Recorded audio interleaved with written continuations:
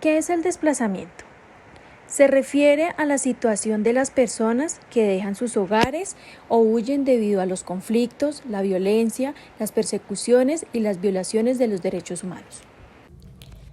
Tipos de desplazamiento. Desplazamiento forzado y desplazamiento por voluntad propia. Desplazamiento forzado. El desplazamiento forzado en Colombia es un delito de lesa humanidad. Se ha caracterizado por desplazamientos forzados de comunidades campesinas, indígenas y afrodescendientes, a causa del conflicto armado interno, la violencia de las bandas criminales y el narcotráfico. Desplazamiento por voluntad propia. Son aquellas personas que abandonan su lugar de residencia habitual en movimientos colectivos o individuales, debido por lo general a un desastre repentino por un terremoto o una inundación. Causas del desplazamiento. Desplazamiento bipartidista. Desde la libertad de Colombia, el problema ha sido el partido político, conllevado a ser los partidos liberales y conservadores, lo que ha generado varias muertes civiles dentro del país. Para poder conquistar el pueblo, asesinaban a la oposición desplazándolos fuera de su región. Desplazamiento guerrillero. Las guerrillas izquierdistas tenían una técnica para el desarrollo que consistía en vacunar a los habitantes y hacerles creer que estaban de su lado. Los campesinos que no estaban de acuerdo se iban. Con la creación de los narcotraficantes y los paramilitares, los guerrilleros se sintieron obligados a amenazar y expulsar a los campesinos. Desplazamiento paramilitar. Los paramilitares se crearon como una defensa hacia las guerrillas. Como los grupos de paramilitares no tenían los recursos que tenían las guerrillas socialistas, se involucraron con las drogas, los secuestros y las amenazas. Este conflicto guerrillo-paramilitar causó miles de desmovilizados. Desplazamiento del narcotráfico. El narcotráfico nació como una forma de dinero fácil en un país con desempleo. Los narcotraficantes importantes lavaban dinero, compraban tierras en el país, sobre todo ganaderas, en el norte de Colombia. Al comprar estas tierras y llevar a los paramilitares para que los protegieran, las personas y campesinos de los pueblos se iban de las tierras. Efectos que produce el desplazamiento. Es una circunstancia que tiene numerosos efectos negativos, sobre todo en aquellas personas que se encuentran en una situación de vulnerabilidad. En el caso de los niños, especialmente entre las edades de 5 a 12 años, que pueden llegar a sufrir consecuencias psicológicas como el miedo o la ansiedad. A continuación mostraremos unas gráficas donde muestra la estadística de desplazados a nivel mundial y donde Colombia ocupa el primero y segundo lugar. Ley 1448 del 2011. Se creó en Colombia un completo sistema para proteger, asistir, atender y reparar integralmente a las víctimas del conflicto en el país. Artículo 3. Víctimas. Se consideran víctimas para todos los efectos en esta ley aquellas personas que individual o colectivamente hayan sufrido un daño por derechos ocurridos a partir del 1 de enero de 1985 como consecuencias de infracciones de derecho internacional humanitario o de violaciones graves y manifiesten a las normas internacionales de derechos humanos ocurridas con ocasión del conflicto armado interno. Hay más en Telesur Noticias. En Colombia, centenares de campesinos han sido perseguidos y asesinados tras su lucha por una justa distribución de las tierras. A finales de los años 80, campesinos colombianos fueron masacrados por paramilitares con la excusa de colaborar con las FARC. Luego de instaurar el terror en los campos colombianos, millones de hectáreas productivas fueron concentradas en pocas manos y pertenecen a grandes empresas nacionales y extranjeras de la agroindustria para explotar la gran riqueza natural. En los últimos años, 54 líderes reclamantes de tierras han sido asesinados en diferentes regiones del país. En este sentido, se ha producido una gran crisis humanitaria en el sector campesino desde hace 50 años, por un conflicto social y armado en el que la élite pretende defender su poder político y económico, poniendo en riesgo derechos fundamentales, sociales y económicos de los campesinos. La Ley de Víctimas y Restitución de Tierras busca reparar económicamente a las víctimas del conflicto armado interno y devolver las tierras a quienes fueron despojadas de ellas por parte de actores armados ilegales. Fue sancionada por el Congreso en 2011.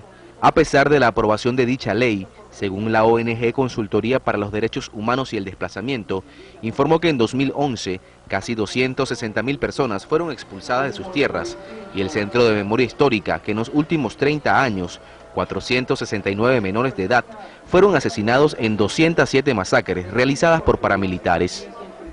El diálogo entre el gobierno y la Central Obrera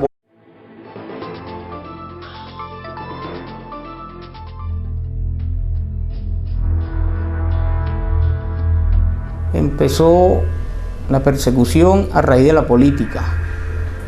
He tenido tíos senadores, gobernadores, diputados, mi papá fue concejal, mi hermano fue diputado, yo fui concejal, y a raíz de que aparecieron las autodefensas en el municipio de Pibijay, empezaron la persecución contra nosotros, contra mi mamá, contra mis hermanos y mi persona. Empezaron las amenazas de que no siguiéramos en la política. De ahí tomaron retaliaciones, primero con un amigo que yo le vendí un bulldozer, se lo robaron en el mes de mayo del año 2001. Después, en el mes de agosto, llegaron a la finca de mi mamá en el pueblo de Monterrullo, hoy en día corregimiento del municipio de Sabana de San Ángel. Se robaron todas las reses que ella tenía allá, báscula, alambuco, caballo, todo lo dejaron en la ruina. Después, en el mes de noviembre del año 2001, llegaron a mi finca, se posesionaron de ella, se robaron todos los ganados, los transportaron ellos, y el jefe del grupo de esa zona se apoderó de la finca. Allá, el grupo que operaba era el bloque norte de la autodefensa de Jorge 40, y el comandante de grupo en ese entonces el señor Miguel Ramón Posada Castillo, alias Rafa. Él se posesionó de la finca y vivió en la finca. Sentirse es algo indescriptible. Es mi herramienta de trabajo, la finca. Es como si me cortaran los brazos.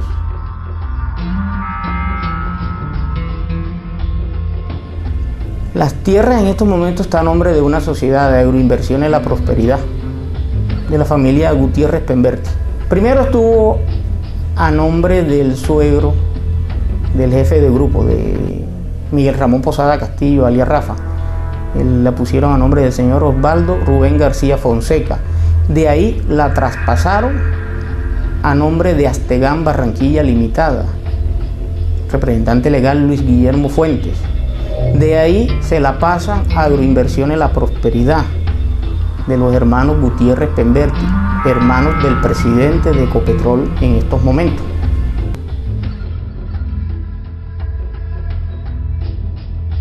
Sí, claro. Yo solicité la protección del predio y ha dado resultado y está bloqueado, está frenado ahí. De ahí no han podido hacer más nada. No la han podido vender ni traspasar a otra persona. Sí ha dado resultado. En el caso mío, a mí me llamaron por teléfono que fuera a la notaría novena de aquí de Barranquilla. Así vaya a la notaría novena y firme para poderle devolver la finca a su mamá. Y es de conocimiento público a raíz de todas estas tierras que están devolviendo, sobre todo en el municipio de Chibolo, ha salido por los medios, escrito,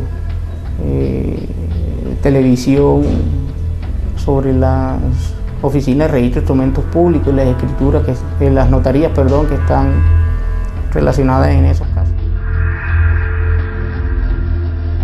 Sí me siento revictimizado, porque tengo que demostrar que me despojaron, que me desplazaron, que no estaba vendiendo mi finca, que me obligaron a escriturarla y ponerla a nombre de quien ellos quisieron, cuando eso es de público conocimiento en el departamento del Magdalena, en el municipio de Pibijay y en toda la región y sus alrededores.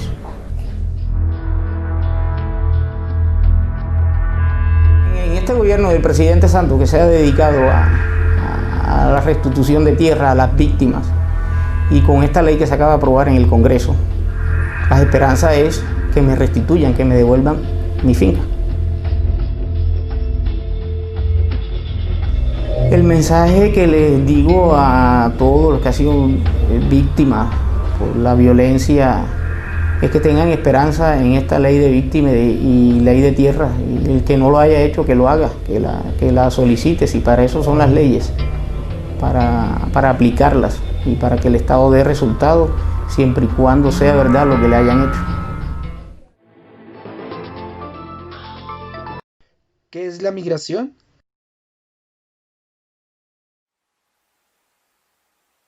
He aquí una persona, su país y su entorno.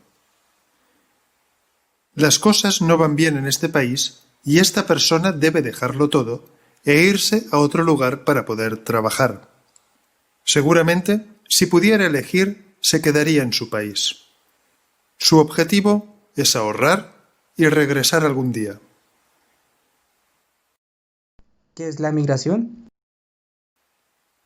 Una persona puede emigrar desde lo que se llama un país desarrollado hacia otro, como esta, o desde uno muy pobre hacia cualquier otro, por ejemplo, hacia este, como esta otra.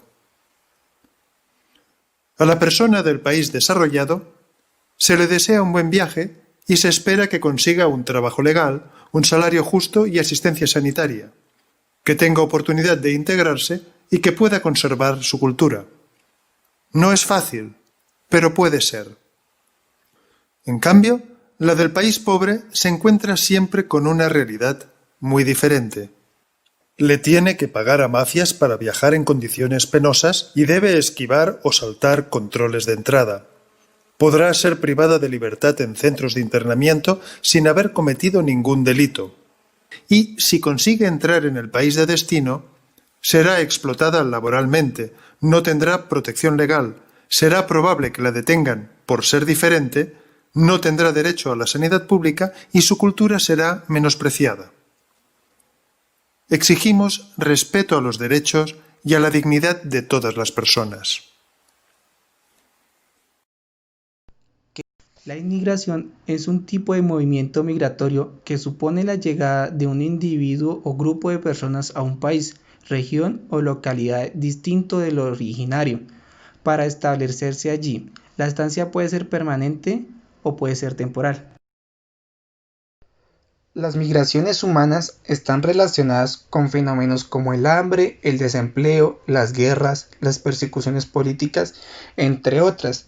Hay varios tipos de migraciones, donde según el tiempo, es decir, la migración temporal, donde el migrante va a estar en un lugar de destino por un periodo de tiempo y después regresa a su lugar de origen. La migración permanente, es decir, donde el migrante va a estar en un lugar de destino de manera permanente o de por vida. Está según su carácter, donde la migración forzada es donde parte de su lugar de residencia por situaciones que amenacen su vida o van en contra de su voluntad. Está, por ejemplo, un conflicto armado o los desastres naturales. La migración voluntaria, cuando el migrante parte de su lugar de residencia por voluntad propia en busca de una mejor calidad de vida. Y está según su destino. La migración interna, donde el migrante va a estar en un lugar dentro del mismo país, pero es decir, se traslada de otra región a otro lugar. Y la migración internacional, cuando el lugar de destino del migrante es otro país diferente. Las principales causas migratorias son políticas, culturales, socioeconómicas o causas familiares. En las causas políticas son por persecución y venganza política. Estos individuos abandonan a un país para residirse en otro, al menos intentan abandonarlo, aunque a menudo pueden llegar inclusive a perder la vida cuando se trata de regímenes totalitarios. Las causas culturales son las bases de una población determinada y esto influye mucho a la hora de decidir a qué país o lugar se va a emigrar. La cultura, es decir, la religión, el idioma, las tradiciones, costumbres, entre otras cosas, tienen mucho peso en la decisión de quedarse en un país o emigrar de este. Las causas socioeconómicas son las causas fundamentales en cualquier proceso migratorio. De hecho, existe una relación directa entre desarrollo socioeconómico e inmigración y por ende entre subdesarrollo e inmigración. La mayor parte de cualquier que inmigra lo hacen por motivos económicos, huyendo de la pobreza, buscando acceso a trabajo, a un mejor nivel de vida, mejores condiciones de trabajo, entre otras cosas. En las causas familiares, los vínculos familiares, así como la disolución de los mismos, también resultan factores importantes en la decisión de emigrar. La desintegración familiar en muchos casos puede dar origen a la migración infantil. En el mundo actual no solo existe la inmigración de adultos, también existe la de menores de edad. Las principales causas de este hecho son tener familias que ya hayan migrado, el deseo de los padres de querer una mejor calidad de vida para sus hijos. A continuación, veremos una serie de gráficas en las cuales vemos reflejadas a nivel mundial las estadísticas de migración, emigración, inmigración, la migración y sus efectos en el desarrollo económico y cultural. Casi el 17% de los trabajadores en Estados Unidos son inmigrantes. Si desaparecieran, la economía se derrumbaría. Cuando un inmigrante se integra a la fuerza laboral, gana un sueldo y lo gasta en bienes y servicios. Eso expande la economía. Según estimados de la Oficina Nacional de Investigaciones Económicas, los trabajadores no autorizados tienen una productividad de $500 mil millones al año. ¿Qué pasaría entonces si todos esos trabajadores fueran deportados? Según numerosos análisis, la economía perdería cerca de $8 billones en los próximos 14 años.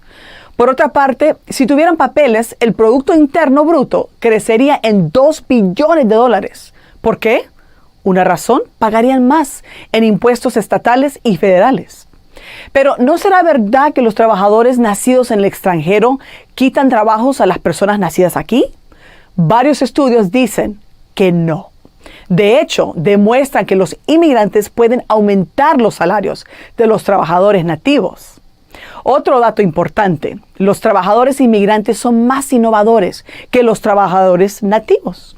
Las ciudades con mayor población inmigrante tienen el mayor número de patentes.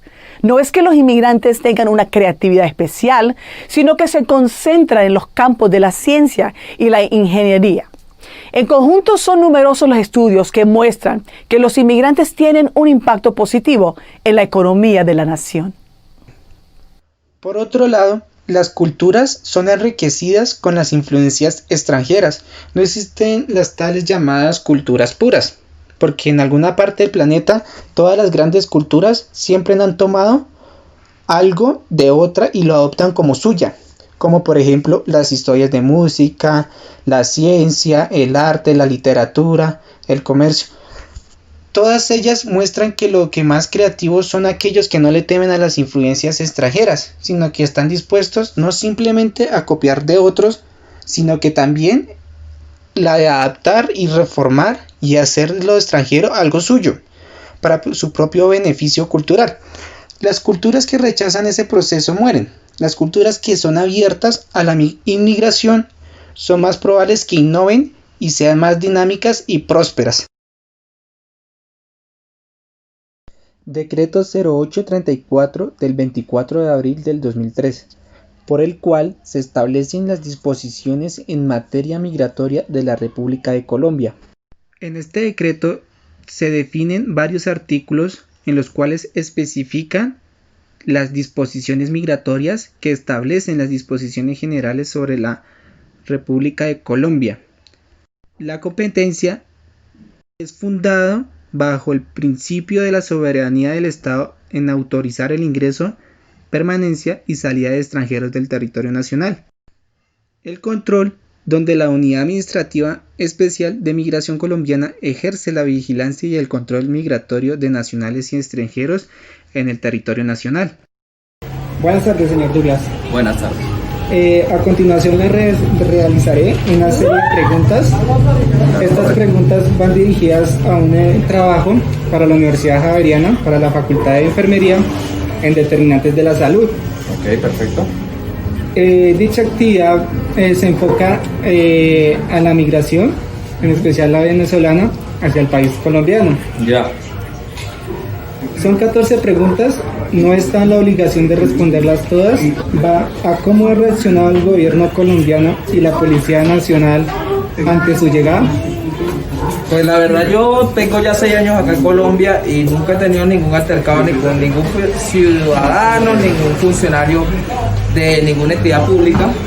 He estado muy bien, antes he tenido buena receptividad aquí en el país. Bueno, la segunda pregunta es ¿qué le hizo migrar o huir de su país natal? Persecución política, por ser uno de los fundadores de la resistencia Venezuela, que pueden buscarlo en las redes sociales, se llama Resistencia Venezuela. Es un grupo de jóvenes universitarios en la cual salíamos a protestar contra el gobierno y la oligarquía del presidente Nicolás Maduro, a la cual nos tenían suprimidos. Vale, listo. ¿Qué peligros llegó a afrontar o qué afronta como ciudadano extranjero aquí en Colombia? Primeramente, la migración ilegal a otro país, huyendo de tu propio país, ya vendría siendo un peligro de suma importancia, ya que tenemos que pasar por trochas donde podemos conseguir cualquier cantidad de insurgentes de este país. Pero gracias a Dios, pues al principio fue duro, afronté el peligro de la calle, mientras que me recuperé, me levanté, conocí, pero gracias a Dios no me pasó nada, pero sí, la calle, hambre, necesidades, como cuando uno llega a otro país, pues cuando estás nuevo en un país y no tienes nadie que te reciba, vienes huyendo del tuyo. ¿Qué expectativas tuvo al momento de transitar por la frontera Colombia-Venezolana? ¿Qué expectativa? Tuve miedo. Tuve mucho miedo porque no es fácil ver cómo la gente pasa y los pasan a uno escondidas, las armas, las cosas que se ven en todo ese trayecto y las cosas que se escuchan. Que si han matado tanto, que si pasas por una frontera, que los guajiros, porque yo en este caso entré por el lado de Maicao, por la parte de los guajiros, y que tienen unas reglas más fuertes. Y pues, igualito, yo sentí mucho miedo porque, pues, por ende, nada más por ser diferente, ya afrontas un peligro grande. Para usted, ¿qué tan común son las migraciones en Sudamérica? Pues desde hace muchos años se conoce la migración como algo muy común entre muchos países, por lo menos mi país, Venezuela, en los años de 1959 en adelante hubo mucha migración hacia Venezuela, como eso fue mi abuelo, que él es descendiente de acá de Colombia. ¿Ya? En Venezuela recibimos también muchos lo que eran ecuatorianos, bolivianos, chilenos, entre otros, colombianos, como fue mi familia por parte de mi mamá, que migró hacia Venezuela. Pero para mí es algo muy común. Eso es algo muy común. ¿Cuál es la situación humanitaria en Venezuela? Catastrófica. Catastrófica porque la última vez que viajé fue el año pasado y fue algo horrible. Mi bisabuela murió en el hospital sin que le pudieran siquiera poner suero. Nada más entró y ya, póngala ahí y esperemos a ver qué tiene, y entre las tantas emergencias se murió. O como el papá de mi compadre también acaba de morir hace pocos días. Llegó al hospital, siquiera le tomaron la atención y le dijeron, eso es un malestar estomacal, váyase a la casa. Y se murió de un infarto en la noche, ya. O sea, no duró 3 horas, se murió de un infarto en la casa, no le hicieron, pero ya no es culpa de las personas encargadas de la parte de la salud, es culpa de que no hay insumos. Las personas que estudian medicinas, hola hijo, ¿cómo estás? Asumen un cargo grande, una responsabilidad grande de salvar vidas, y debe ser muy frustrante para ellos, pues, ¿cómo te explicaría? Ver cómo se mueren las personas y no poder hacer nada, debe ser muy frustrante. Y te digo que he visto cantidades de casos en Venezuela. He ido, la última vez que fui fue hace un año y fui 15 días y me vine, no quise estar más. O sea, ves niños comiendo de la basura, niños de 3 años, 4 años, personas, familias enteras fuera de centros comerciales en las partes de atrás, por donde sacan los desechos de basura, a esperar que saquen eso, la basura de los sitios de establecimientos de comida para poder comer. Tomar agua del drenaje, no sé cómo se llama acá el río principal de donde se van todas las aguas sucias de Bogotá, algo así, pero allá en Venezuela se llama el Guaire.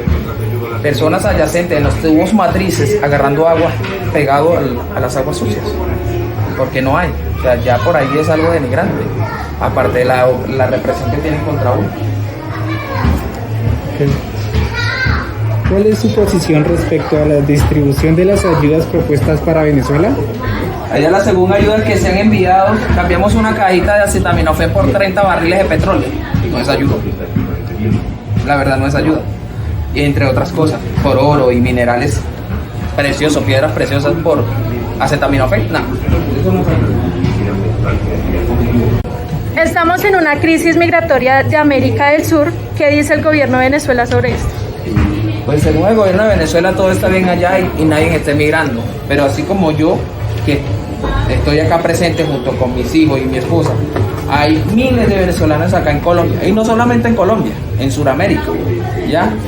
Somos más de 3 millones de venezolanos ya en Colombia, alojados en Colombia, sin contar los que no están como tal registrados todavía en la parte legal.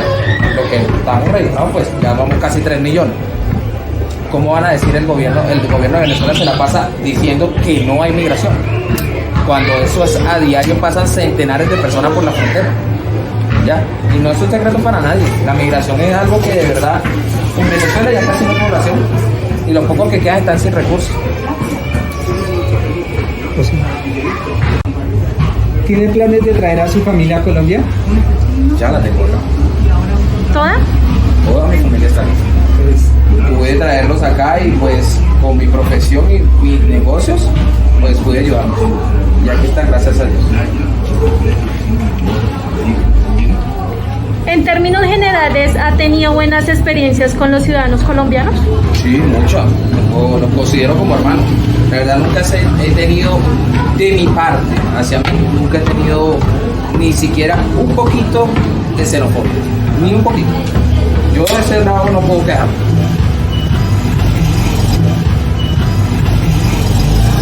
¿Planea volver a Venezuela? Me encantaría. No es con esto que Colombia no me guste, pero es natural querer volver a mi tierra, donde yo crecí, donde están mis raíces, donde yo me fundé, donde está mi historia. ¿Ya? Pero sí, algún día me gustaría volver a mi país.